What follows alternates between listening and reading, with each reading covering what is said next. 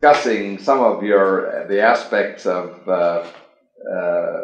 your work on mental disease and factors in schizophrenia, and you were about to explain some of your findings. Well, in 1964 or 5, just after I left the California Institute of Technology, I ran across work by 2 Canadian psychiatrists who were working in Saskatoon, Saskatchewan, and reported that they had got good results with schizophrenic patients by giving them vitamins. One vitamin, especially vitamin B3, nicotinic acid or nicotinamide.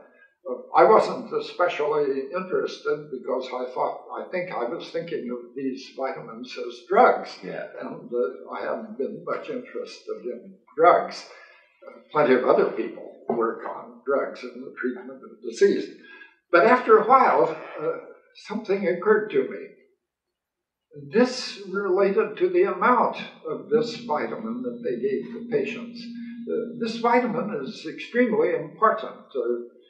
Back before 1920, there were hundreds of thousands of people in the United States and many in other parts of the world suffering from pellagra and dying from pellagra. It was discovered at about that time that a glass of milk a day would prevent pellagra. And in the early 1930s, it was discovered at Wisconsin that the substance in milk that prevents pellagra is nicotinic acid or nicotinamide, vitamin B3, usually called niacin. Yes. Well, a little pinch, 5 milligrams a day of this substance, either one of these 2 substances, will keep you from getting pellagra. It's a very powerful substance. Very powerful. Little pinch. Some of these psychiatric patients were being given 10,000 times that much. 50 grams, 50,000 milligrams a day. Well, 2 ounces, 50 grams, and without any side effects. Well, that's amazing, because isn't one of the side effects of this increase in the metabolism leading to somewhat elevated temperature, or am I confused? Well, nicotinamide does not have that effect. Oh, I see. Nicotinic acid is a vasodilator that causes flushing. Flushing, yes. If you take large amounts of nicotinic acid for 3 or 4 days, you will flush. Yeah. But from then on, you can continue to take the large amounts without flushing. Oh, yes. So that the flushing reaction does not prevent people from taking large amounts. Oh, yes. So but nicotinamide is nearly as good as nicotinic acid for the control of schizophrenia. And no side effects. Well, I thought this is really astonishing that you can have a substance that has a physiological activity over such a broad 10,000-fold range of concentrations. Mm-hmm. Doctors prescribe aspirin for people with arthritis. Mm-hmm. And sometimes the amount of aspirin they take is such that if they took 5 times as much one day, they'd be dead, 5 or 10 times. Mm-hmm. Many patients die from the toxicity of the drugs that are prescribed for them, especially, of course, cancer patients, where the drug is given in amounts, the toxic drug is given in amounts as great as possible in the hope of controlling the cancer, and sometimes it's enough just by itself to kill the patient. Well, I thought, I'd never heard of anything like this. Here I am, let's say this was 65, 64 years old, and interested in the world, and I'd never heard of any substances that have a physiological activity of 5 milligrams, but are so innocuous that you can take 10,000 times that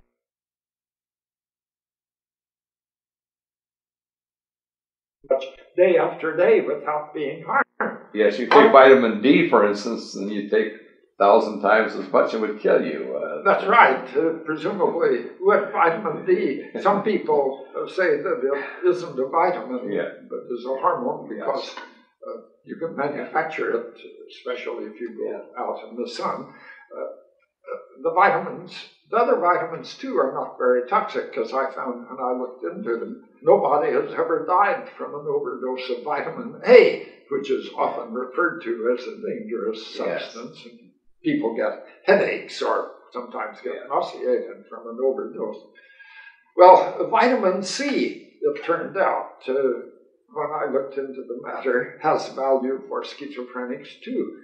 Milner showed that it is beneficial. And here again, you can take 10,000 times as much vitamin C as is required to keep you from developing scurvy without any serious side effects. It has that broad range. I thought, as I say, I'd never heard about substances of this sort. And I thought, why don't we ask how much you should be taking to be in the best of health? The Food and Nutrition Board tells us about the RDAs, the recommended intakes. And if you read what they say these are the amounts that will keep you from dying. Yes, they don't say these are the amounts that put you in the best of health. And if you have a 10,000-fold range of concentrations that you can investigate, why not find out what the optimum intakes are? And then I thought, this needs a name. Why don't I call these substances orthomolecular substances, meaning the substances with the right molecules, and say that if you use them, you are dealing with orthomolecular medicine, prophylactic or therapeutic use of these orthomolecular substances. So I wrote a paper, Orthomolecular Psychiatry, and then later collaborated with a psychiatrist to edit a big book, Orthomolecular Psychiatry, Treatment of Schizophrenia, in which these arguments are brought out in detail. And of course, I got into an argument with a professor of medicine who was very vituperative about my statement that large doses of vitamin C will keep you from developing the common cold. And it turned out when I continued correspondence with him that he was just unwilling to look at the evidence. He just rejected the evidence. He was so hidebound that I had gone to the medical literature to find out what the situation was generally. And I found out that the textbooks in medicine misrepresented the situation in the same biased way. And by that time, I had got so interested in the whole story about vitamins that I sat downstairs in my study here during the month of August, between the 1st and the 31st of August in 1970, and wrote my little book, Vitamin C and the Common Cold, which came out in November of that year. So then later, in my reading, I'd run across work on vitamin C and cancer, early work, which had been pretty much ignored, just as the work on vitamin C and wound healing that's been ignored by the medical profession. The vitamin C and cancer remained in my mind when I was asked by Charlie Huggins to come to give the principal address at the dedication of his new cancer research laboratory in the University of Chicago Medical School, Pritzker Medical School. Theselius in Sweden had been invited to give this talk, but had become ill and couldn't come. So Huggins asked me a week before the affair to come, and I thought, what can I talk about? Well, I remembered a book by a surgeon named Ewan Cameron, who had written this book in 1966. He had been interested in cancer after having served for a year in the cancer hospital.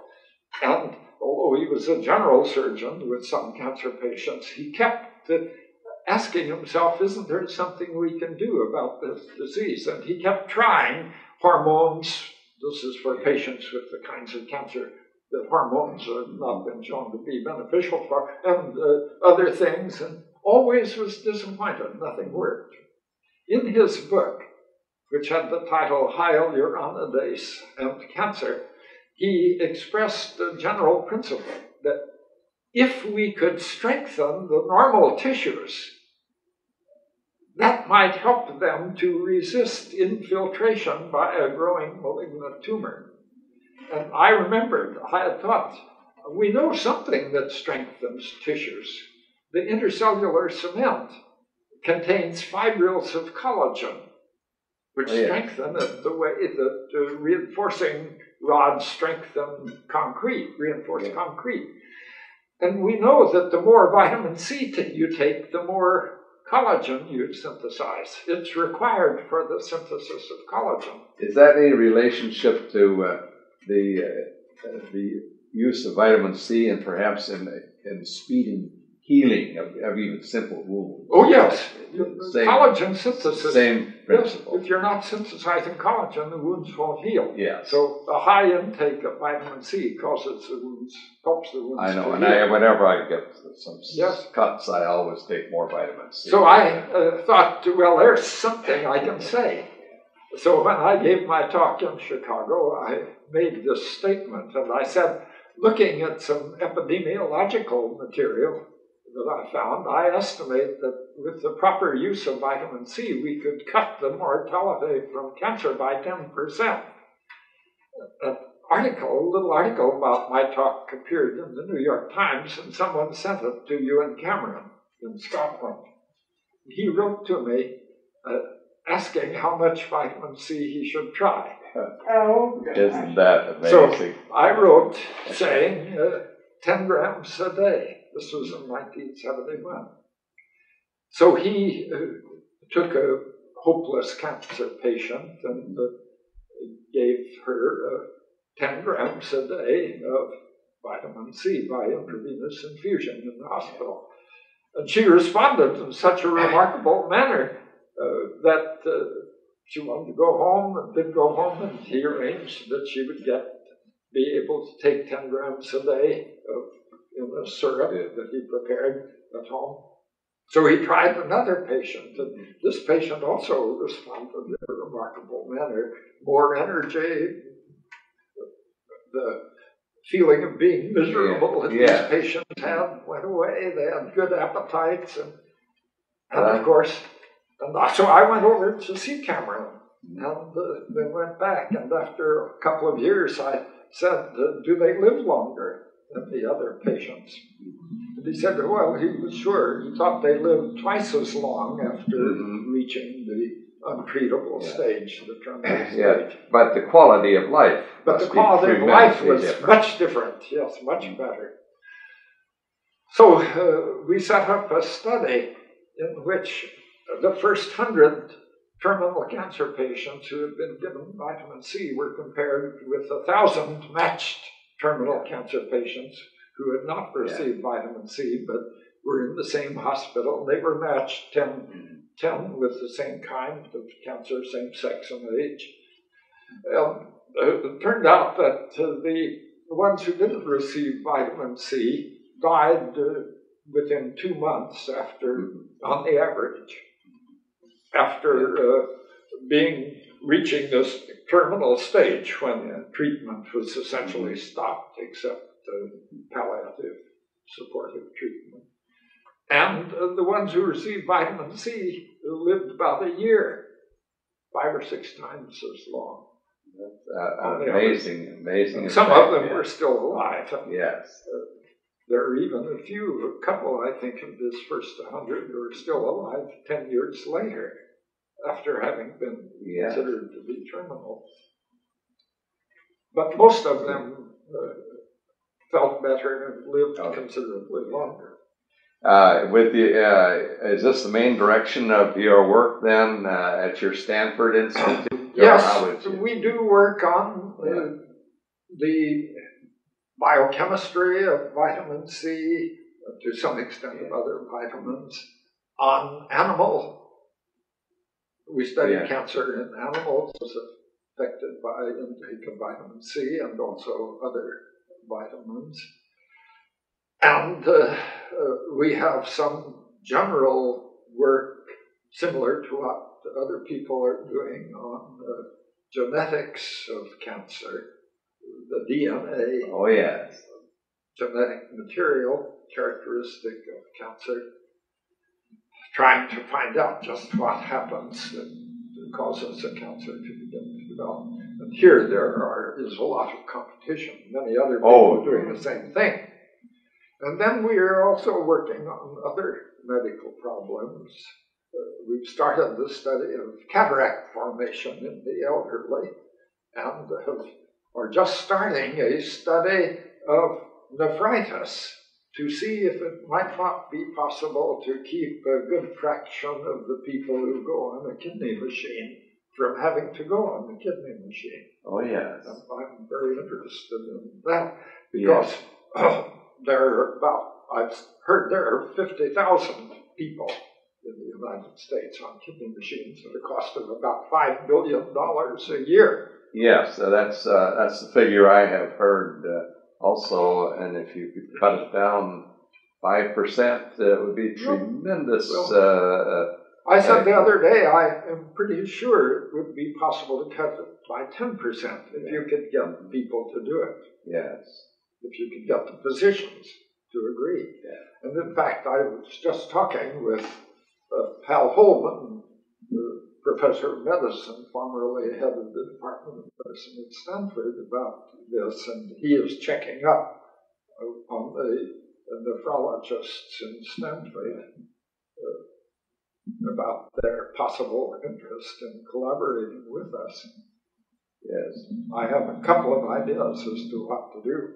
Well, one, of course, involves vitamins. Yeah, so that's it. But with respect to that, I cannot help but give the comparison with regard to the controversy that you mentioned in connection with some of these, that the theories of Pasteur were resisted. So he was a chemist, of course, and his theories were resisted tooth and nail by the standard medical profession. Right.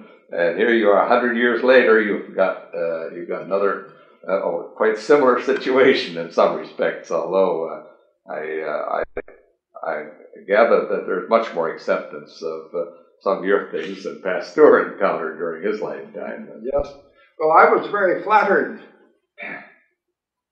20 years ago, or around 20 years ago, when I received the medal of the city of Paris, the Vermeil medal from the mayor, whatever it is called, a nice big shiny medal. Yeah. And what flattered me was that the speech that he delivered was a comparison of me with Pasteur. Oh, is that right? Well, as I said, I feel in good company then. I'll even in bringing this up. Fine. Well, this as I say, with such a variety and such a distinguished number of accomplishments, are there any? In this short a time, are there any other things that you would like to get, you might say, in the archives for being on the record and so forth? Any other scientific or social or other things that we might not have discussed? As I think back about my involvement in social, political, and economic matters, I realized that my wife was probably responsible. After the atomic bombs were dropped at Hiroshima and Nagasaki, I was asked quite soon, within a month perhaps, a month or two, to speak to a service club, Rotary Club in Hollywood, and it was known that I had given popular lectures about science, and so I gave a popular lecture about nuclear fission, explaining what the nucleus is. And I had the Smythe report and read it and got my information largely from Yeah. The day after, 2 days after my talk, I guess, an FBI man was in my office saying, where did you get the information about the amount of fissionable material in an atomic bomb? And I said, I figured it out. And he went away. So I was asked to give some more talks of that sort, and I began putting in an occasional statement to the effect that with these weapons in existence, we should give up wars between great nations, that they no longer made sense. The same sort of statement that Einstein made, that back in 1945 or 6, the existence of these weapons, that such a one bomb can destroy a city, and vehicles to deliver them, rockets, means that war has just ruled itself out, must be replaced by international law.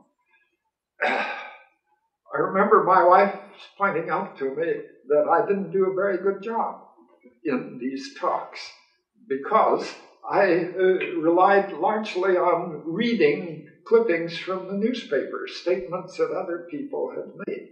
Oh, yeah. I did that because of a lack of confidence in myself. She said to me, when you talk about science, you are speaking as an authority, and it's interesting to listen to you, and it's convincing. But when you talk now about world affairs, you aren't convincing. So I thought, well, if I'm going to keep on doing this, and it seems like an important thing to do, I'd better learn something. So I started learning about world affairs.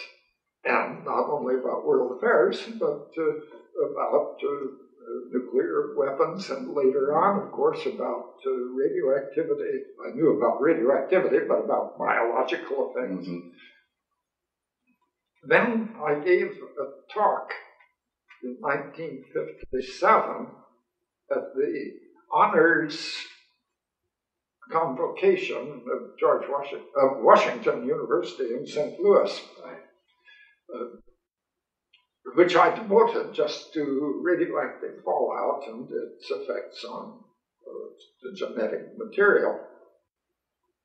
After my talk, and this is very well received, after my talk, Ed Condon and Barry Commoner came to me and said that they thought that we should write a petition and get scientists to sign it to stop the testing of radioactive, nuclear weapons in the atmosphere.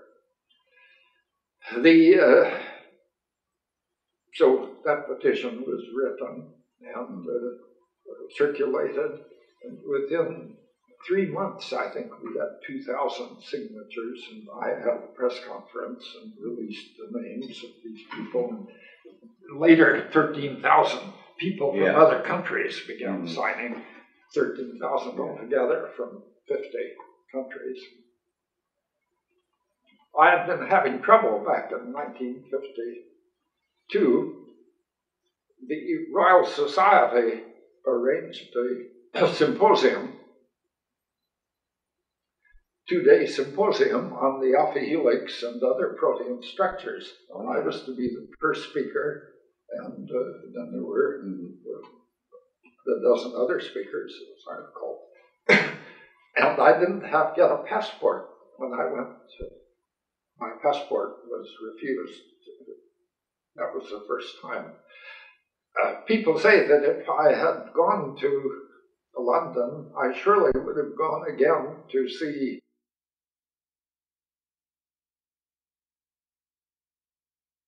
Rosalind Franklin and would have seen her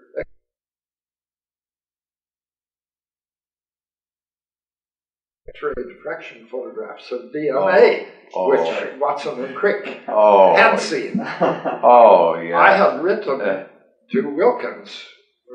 Rosalind Franklin was working at Wilkins. I had written to Wilkins asking for prints of these photographs that I had heard rumors about, and he refused to send them to me. Oh, isn't that a tragedy, though? You missed it by just so that I much. Get to see these photographs which showed that you had a double strand structure. The theory had been worked out. It was known what these helical structures looked like, what sort of diffraction photographs they gave.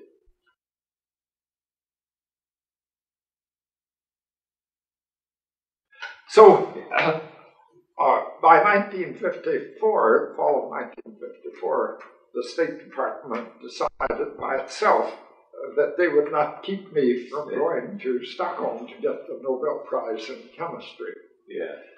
Senator Hennings of Missouri held a hearing about the passport office. I testified at that. It's about how it's a long story. I shan't tell the whole thing about my troubles. But the Assistant Secretary of State was testifying later, and Senator Hennings asked how it happened that I got my passport after it had been turned down. Was there an appeal? He said, a sort of self-generating appeal. So Senator Hennings said, you mean to say that the United States of America, the State Department of the United States, allows some committee in some foreign country to decide which Americans will get passports? Fantastic. It's incredible. Those were sort of the dark ages of that part of our history. So during a long period, first back in 1946, I was asked by 47, I guess, to be a member. Harold Urey called me and said that Professor Einstein would like me to be a member of the board, the Einstein Committee, so-called Emergency Committee of Atomic Scientists. Hans Bethe was a member, Harold Urey, Vicky Weisskopf, and 2 or 3 other physicists, and I. So I worked on with it. Leo Szilard, he and I went around speaking together at colleges and meetings. Well, I gave hundreds of talks about world peace during, up to the present time. This year, I've given about 40 talks. Is that right? Yes. Many more than last year when I gave perhaps 20, and for a period I didn't give many talks about world peace. But Reagan, of course, has got me so stirred up, and everyone else, that I have. So you've been stimulated to speak more. May I ask you if any of these are going to be combined and published in the book form? Are they recorded? Well,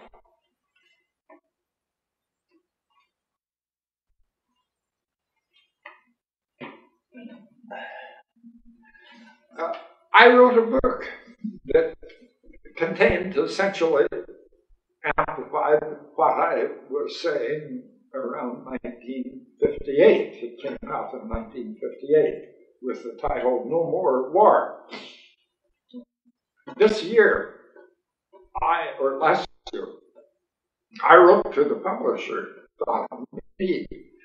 saying that I wanted to bring it up to date if they were willing for me to do so. And I got an answer saying that, from the editor, saying that they had been thinking the same thing, that a new edition ought to be brought out.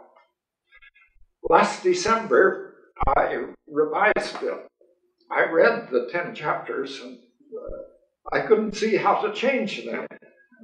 The arguments all seem to me to be pretty much the same, except some of them about the damage done by radioactive fallout were out of date.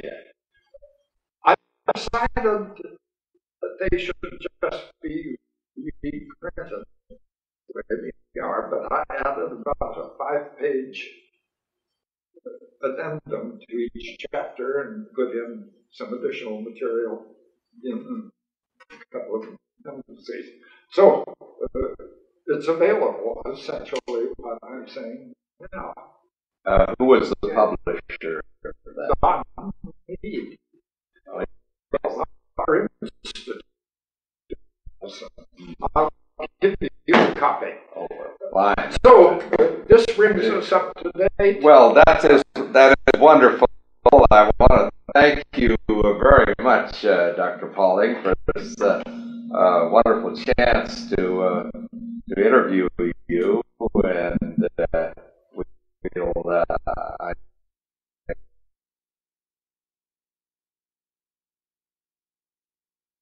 hope that your words here will be preserved so that future scholars can get the benefit of your wisdom here. And thank you very much again. Well, it's been a pleasure for me. Bye. Okay. Bye. Thanks.